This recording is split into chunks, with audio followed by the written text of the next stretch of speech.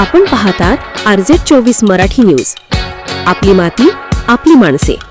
मा दादाजी भुसे यांनी दिनांक 29 नोव्हेंबर 2025 रोजी मा मुख्यमंत्री ना देवेंद्रजी फडणवीस यांच्याशी दूरध्वनीद्वारे संपर्क साधून डोंगराळे ता मालेगाव जी नाशिक येथे घडलेल्या बालिका अत्याचार प्रकरणाबाबत तातडीने विशेष कारवाई करण्याची विनंती केली.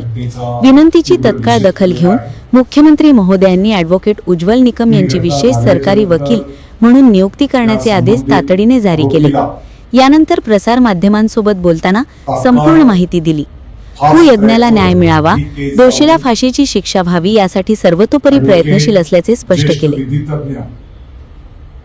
माननीय उज्ज्वलजी निकम यांना नियुक्ती करावी आणि आरोपीला लवकरात लवकर फाशी त्या ठिकाणी मिळाली पाहिजे, अशा प्रकारच्या भावना आपल्या सर्वांच्या होत्या.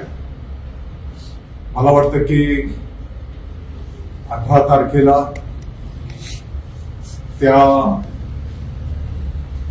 बालिकेचे कुटुंबीय, त्या डोंगराळे गावाचे ग्रामस्थ माननीय मुख्यमंत्री महोदय देवेंद्रजी फडणवीस साहेब, माननीय उपमुख्यमंत्री महोदय एकनाथजी शिंदे साहेबांना प्रत्यक्ष भेटून अशा प्रकारची मागणी आणि निवेदन आम्ही सर्वांनी दिलेलं होतं. आज परत एकदा माननीय मुख्यमंत्री महोदय देवेंद्रजी फडणवीस साहेबांशी दूरध्वनीद्वारे या विषयाच्या संदर्भातला संपर्क केला. मला वाटतं की आत्ताच काही तासांपूर्वी माननीय ॲडव्होकेट उज्ज्वलजी निकम साहेबांना या केसच्या संदर्भातलं नोटिफिकेशन शासनाच्या वतीने त्या ठिकाणी काढण्यात आलेलं आहे आणि या केसची जबाबदारी ज्येष्ठ विधितज्ञ माननीय ॲडव्होकेट उज्ज्वलजी निकम साहेबांवर त्या ठिकाणी देण्यात आलेली आहे. मला वाटतं की निकम साहेबांच्या माध्यमातून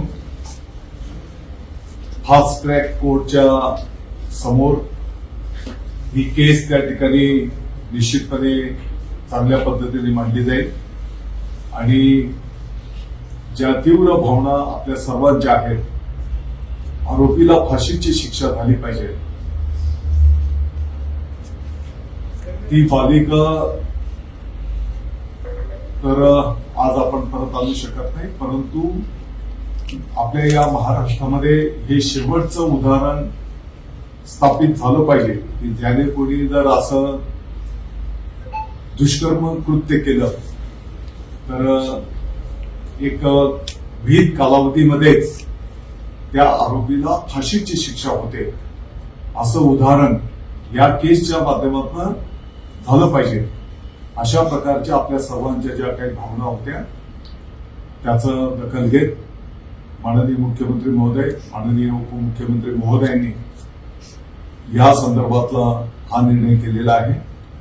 मी मालेगावच्या सर्व नागरिकांच्या वतीने माननीय मुख्यमंत्री महोदय, माननीय उपमुख्यमंत्री महोदयांचा आभार व्यक्त करतो आणि लवकरात लवकर फास्ट ट्रॅकवर ही केस चालून आरोपीला फाशी होईल असा विश्वास व्यक्त करतो. असे तुम्ही म्हणताय. एकूणच त्या काळामध्ये एक घटनाक्रम असा होता की आरोपीला तर पोलिसांनी तासाभराच्या आत तिथलं स्थानिक तपास करून ताब्यात घेतलेलं होतं. आरोपीने गुन्हा त्या ठिकाणी कबूल पण केलेला होता आणि माननीय न्यायालयाच्या समोर आरोपीला हजर केलं असता पहिल्या 3 दिवसाची पोलीस कोठडी मिळालेली होती.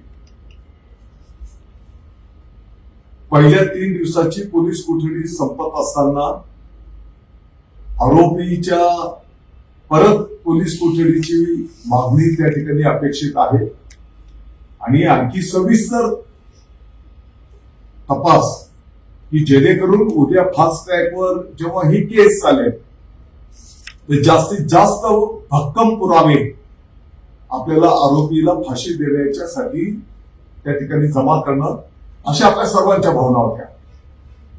मला माहिती अशी मिळाली होती की विभागाच्या वतीने त्या ठिकाणी MCR मागितला जातो आहे आणि म्हणून मी तात्काळ स्थानिक ऍडिशनल SP शी संवाद साधला होता. असं जर झालं तर ते योग्य नाही आणि जनतेमध्ये आणखी संभ्रम निर्माण होऊन भावना भडकतील हे त्यांच्या निदर्शनास आणून दिलेलं होतं आणि मग त्याप्रमाणे पोलीस कोठडीची मागणी विभागाच्या वतीने करण्यात आली आणि माननीय न्यायालयाने परत 7 दिवसाची पोलीस कोठडी दिली होती. ती कोठडी संपल्याच्या नंतर परत 3 दिवसाची पोलीस कोठडी त्या ठिकाणी देण्यात आलेली आहे. मुद्दा एवढाच होता की अतिशय सूक्ष्म पद्धतीने जसं ही दुःखद घटना झाल्याच्या नंतर, दुर्दैवी घटना झाल्याच्या नंतर तासाभराच्या आत आरोपीला ताब्यात घेतलं गेलं. त्या बालिकेचं शव पंचनामा वरिष्ठ महिला पोलीस अधिकाऱ्याच्या उपस्थितीत करण्यात आला.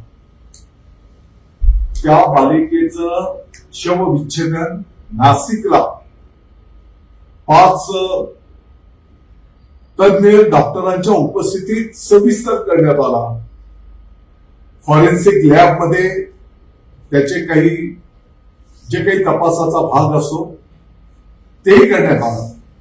तर हे सगळं कंटिन्युएशन मध्ये असलं पाहिजे आणि ज्या काही आपल्या सगळ्या राज्याच्या भावना आहेत की बाबा इतकं क्रूर जी घटना झालेली आहे तर त्या ठिकाणी त्या आरोपीला फाशीची शिक्षा आणि ती पण तात्काळ झाली पाहिजे आणि म्हणून फास्ट ट्रॅकवरती केस चालवणं आणि स्थानिक त्या कुटुंबापासून तर आपल्या सर्वांच्या ज्या भावना होत्या की ज्येष्ठ विधी तज्ञ ऍडव्होकेट उज्ज्वलजी निकम साहेब यांच्या माध्यमातून ही केस लढवली गेली पाहिजे.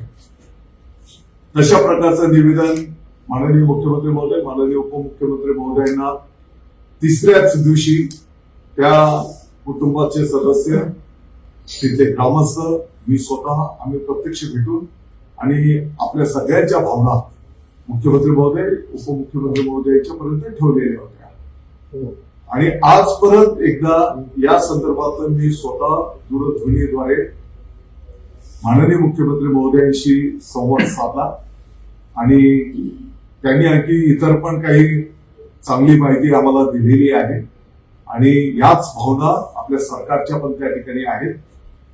मला विश्वास आहे की हे एक उदाहरण असं सेट होईल की यापुढे असं दुष्कर्म करण्याची हिंमत कोण करणार नाही आणि त्या ठिकाणी एक जरब या न्यायाच्या माध्यमातून संपूर्ण महाराष्ट्रामध्ये मेसेज जाईल. आपल्या परिसरातील बातम्यांसाठी संपर्क करा. मुख्य संपादक वसीम शेख. मोबाईल 8149797961. बातम्या आवडल्यास लाईक करा, कॉमेंट करा आणि सबस्क्राईब करायला विसरू नका.